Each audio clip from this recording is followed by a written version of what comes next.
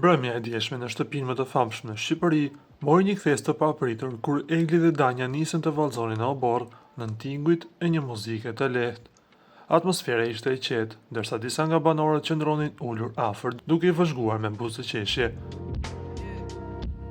Megjithatë, gjesti i cili ishte më pak i distancuar, i shikonte me një vështrim të çuditshëm dhe të tensionuar. Në një moment ai theu heshtjen me një deklaratë të fortë, duke thënë: "Kam u shkatru të gjithëve." Pas kësaj, ai vazhdoi me një ton edhe më të ashpër: "Një nga një do t'ju paloj ren.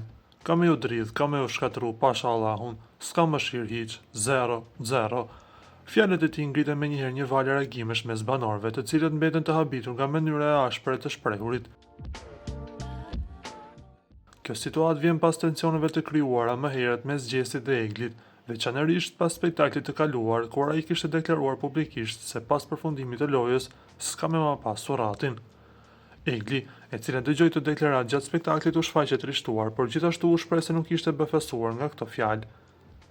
Megjithatë që nga rikthimi i saj në shtëpi, ajo dhe Gjesti ende nuk janë përballur drejt për drejt, duke lënë pezull një konfrontim që pritet të ndodhë. Ndërkohë, deklaratat e forta të Gjestit kanë shtuar edhe më shumë tensionin në shtëpi, duke bërë të qartë se marrëdhënia e tij me Eglin mbetet një nga temat më të diskutuara të këtij edicioni. Ju lutem klikoni tek butoni subscribe për të marrë të rejat më të fundit nga showbizi shqiptar.